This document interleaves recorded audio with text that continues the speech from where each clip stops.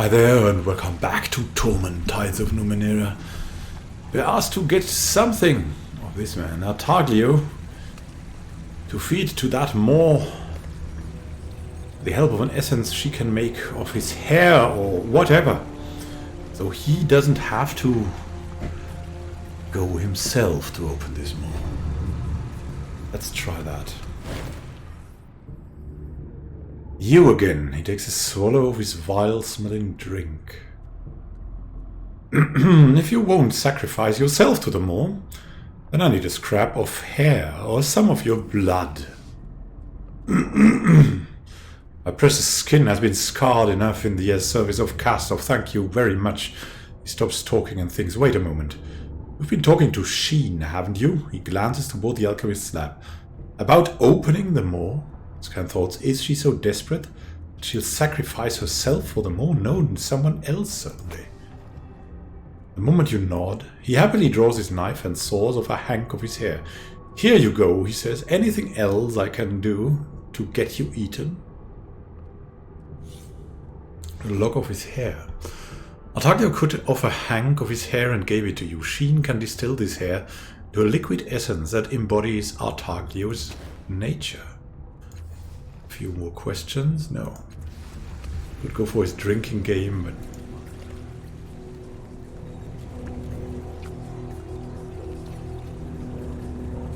I mean, maybe this guy.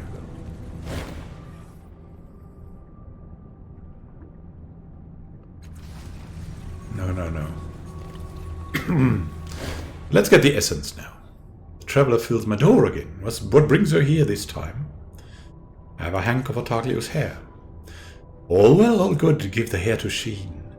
She takes the hair from your hands and begins humming tunelessly and tonelessly as she manipulates the levers and bolts of her strange device. She inserts Artaglio's hair into it, and it begins to glow. It pulses in regular time like a heartbeat, and she lays her hands along its sides. As she touches it, the glow surrounds her as well, and it cycles through a kaleidoscope of colors into a spectrum you cannot name, but that evokes a painful clarity of emotion. The riot of colors subsides, and the machine ceases to glow, but the colors still play about her hands. She raises them to her eyes, the colors pass within. In a few moments she begins coughing, great heaving spasms that shake her fragile frame. She glances at you as she retches and holds up a single finger, telling you to wait. She snatches a small bottle from her countertop, and a stream of thin yellow gruel rockets from her mouth. She catches it expertly, missing not a drop, and rises from her hunched posture. She passes it to you. Stand before the Moor and quaff the essence of the soldier. If it desires him, you will serve in his place. Sheen vomited this thin yellow gruel into a small bottle and gave it to you. It is the essence of Artaglio, distilled from a lock of his hair. If you drink it while confronting the Moor in chirurgeon slump, it should be enough to convince the Moor that you are Artaglio, so that the Moor will consume you in his place. Yes. And we relentlessly want to discover what's behind that Moor, so let's do that. In a darkened corner of the slump, surrounded by waving tendrils, is a knotted mass of bloom flesh. The flesh looks thick and old, and you can detect a jagged seam running across its surface, with faint light glinting from within. This is clearly another Moor, though it appears to be older than others of its kind. The whispering voices of the bloom chitter in your ears, and all other sounds fade into the distance. Oh, we can cut it open with a trans-dimensional scalpel. Yeah, that's maybe a little bit less risky. But will you observe the behavior of the tongues first? Fleshy tendrils wave lazily about, tracing random patterns in the air. They don't appear interested in you. We'll listen carefully to the bloom's voices. The hissings and chitterings of the bloom are no different than usual as far as you can tell. You can't detect any patterns or meanings in the sounds. They seem entirely random. Yeah, we'll cut it open with a trans-dimensional scalpel.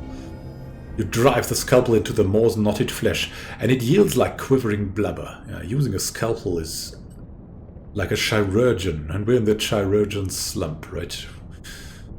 Chirurgeon stuff is also nano stuff, so encouraged you begin slashing through flesh and crystal.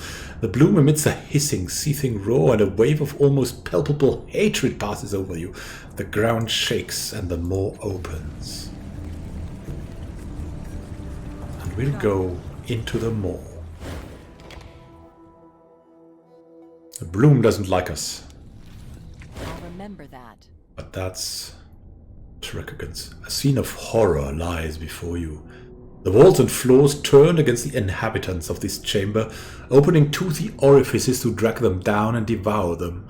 Judging by the half-devoured wagons and other debris, it was a market of some kind or a trade post. You hear faint whispers all around you, harsh and menacing, growing in number. Their hatred is palpable, as is their rage for the wound you inflicted upon the maw in Chirurgeon slump. They're coming. They're coming to get us. How many is it? 3? We can take 3. Everyone stay back! This big sack of guts is about to throw something our way. It's a Corpuscular War, which we could take on.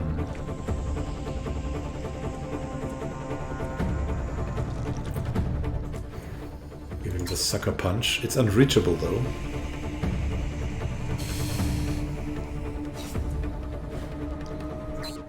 It's out of range. I think we will heal some points of might.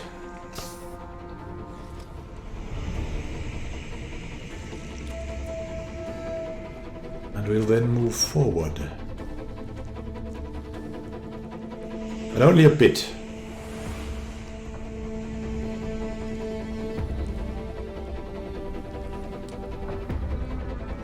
To take the brunt of the attack. Ow! A critical hit on Tibia. Thankfully he's good. What could we do?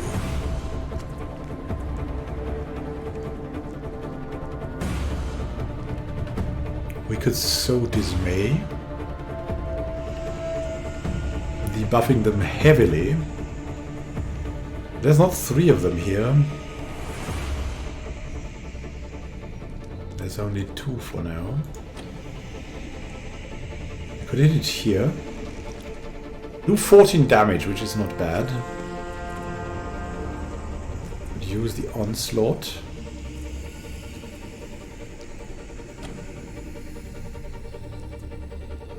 Do much more damage. Have a guaranteed hit. Don't even have to invest anything. Let's go for that. Surrender. Nice. We're teleported now. And I think we can flank.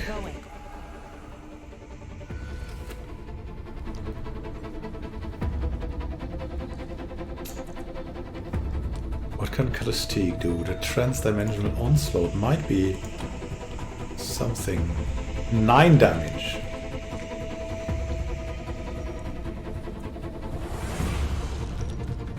Let's go. Something I've learned.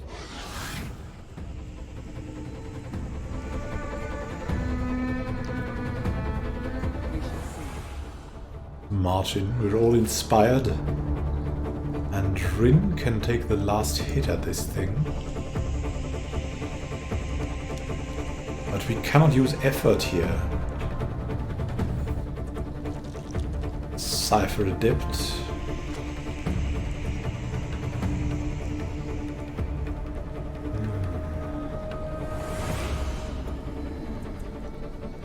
Stim. We'll use the Cypher Adept. I feel like I can take on the world. And the Datasphere Blast.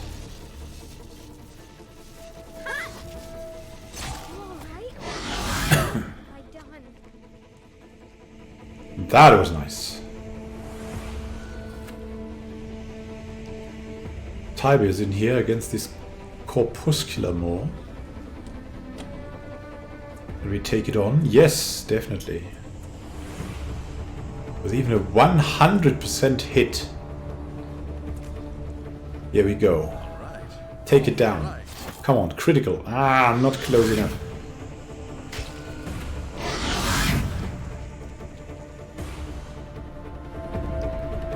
Where is that thing? I don't even see it anymore.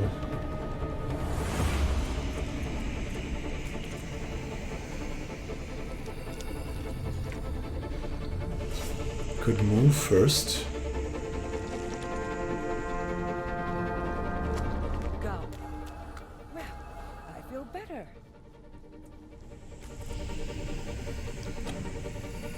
And use the onslaught. Try this out. Nice.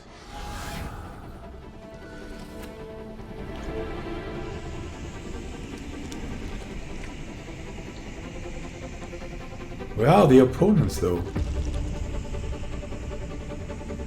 They have disappeared, it seems. With alacrity. We approve. We must collect each other. Sure. I don't know. What Concentrate this here is, for the but inspiring presence. I like it. There it's coming. Missing us. 8 plus 1? I don't know. Sucker punch, maybe?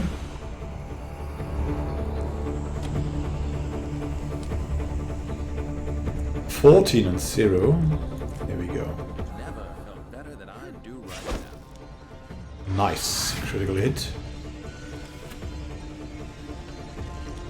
We can attack as well.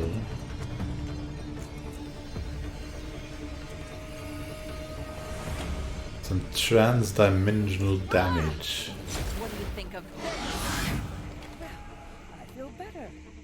Did you note how those creatures acted and responded? Slivers of the gloom, yet autonomous. Indeed. What is here? This gaping orifice must have opened beneath a wagon and bloom tendrils pulled it down. A mouthful of thorny fangs gapes in the floor. It's dormant now, but the teeth are wet with blood. This toothy orifice is frozen in the act of devouring a table. You notice small notches in the wood on the one side, tallying sails or days spent in this nightmarish place. This round orifice is rimmed with rows of razor-sharp fangs. Human flesh and hair cling to some of the teeth. It's really eaten everything. Behind the massive glands that block the doorway, you see nothing but solid flesh. This chamber has been cut off from the rest of the bloom. Tongue cluster and talk to. There's something we can take. Let's take it. There's some shins, alright. There's this thing. Let's look at it. A wriggling mass of tendrils rises from the ground. They remind you of the tongues that surround a moor. Writhing and twisting around each other, they make wet, unpleasant sounds. As you draw near to the cluster of tongues, the voices of the bloom begin to chitter and hiss in your ears. We'll listen carefully. The hissings and chitterings are completely unintelligible to you, if indeed they mean anything at all. We'll touch them. You carefully reach into the cluster of squirming tendrils. When they touch your hand, they pass through it, and a prickly hot-cold sensation runs up your arm. You notice that the bloom's voices are much louder when you are touching the tongues, though you can't understand them any better. Try that again. Thrust your hand into the midst of the writhing tongues. They pass through it with a prickly sensation, dances through muscle and bone. Okay. I cannot do anything with it. But here is something. More shins. And also there's, of course, another gate. I'm ready. Let's enter that and maybe go to the Ascension. Find what Drakegan sought. Oh, what is that? You emerge from the portal into an alien world. The air is thin and bitterly cold. The sun is a tiny white globe in the sky, casting dim light over a landscape of crystalline beauty. You see no sign of organic life, only glittering crystals in every direction. "Oh, Arl, are you seeing this? This is amazing," says Rin. Here are the stones. The stones.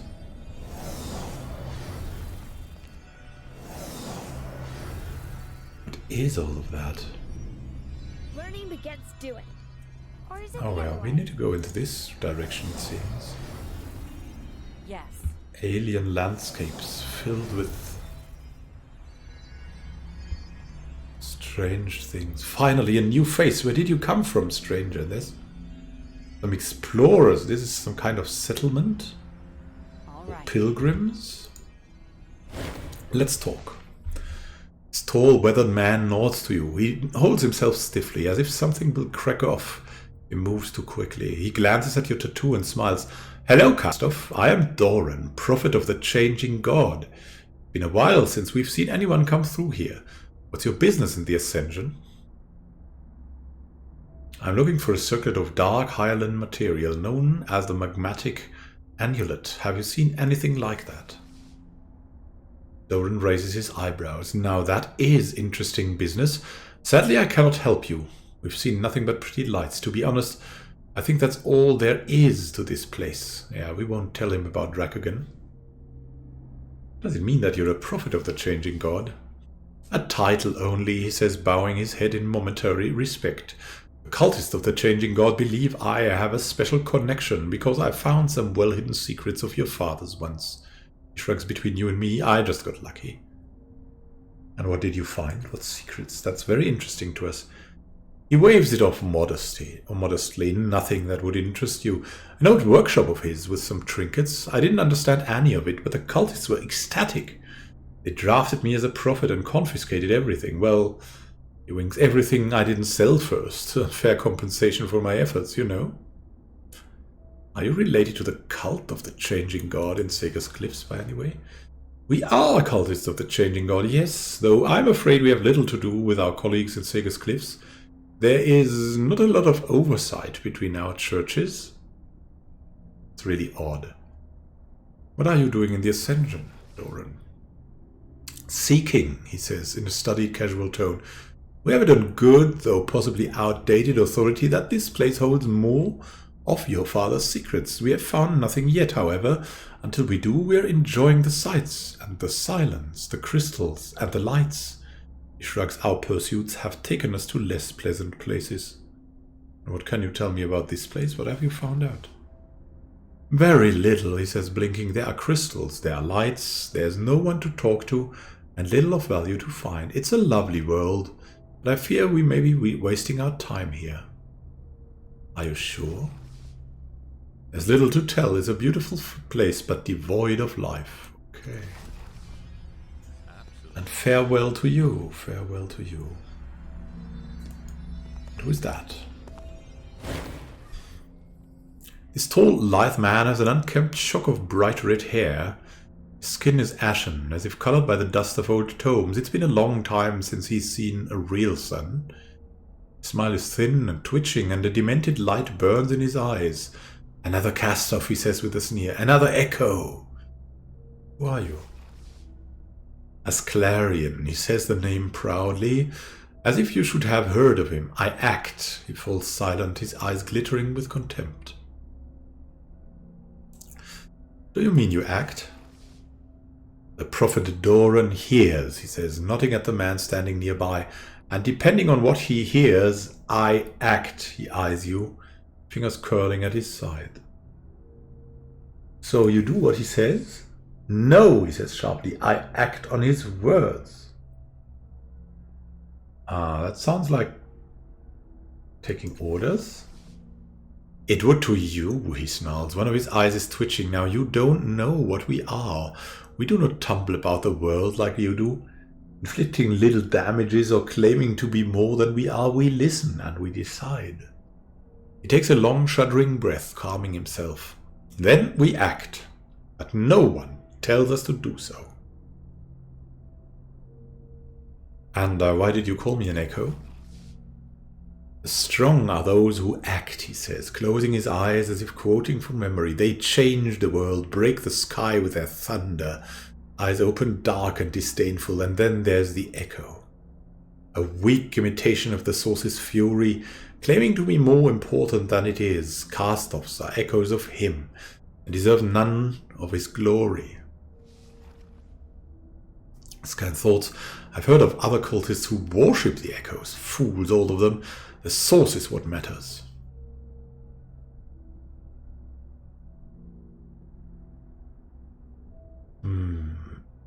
There are many cast-offs. Even if you think we are weaker than our father, don't we have a large effect on the world? Yes, he says, raising his eyebrows, his lips twitch again. Certainly, an echo has power of its own. It can shake mountainsides, create avalanches that bury villages. He smirks at you. It doesn't make the echo clever. An echo simply goes where it is sent. Scan thoughts, they're all the same. They all want to impact the world, while their father simply does. Okay, so that's our problem. We don't have the power. Or maybe we have. You think all cast-offs are echoes of the changing god, and what are you then? A man like him, as Clarion says, a man of action. And I'm looking for a circlet of dark highland material. It's called the magmatic amulet. Have you seen it? Shakes his head slowly, his eyes never leaving yours. And can you tell me anything about the Ascension? I can, but I won't. The Prophet Doran will decide what you're allowed to know, Echo. Okay, farewell. Maybe he can tell us. Hello again, Cast-off, Doran says, nodding at you.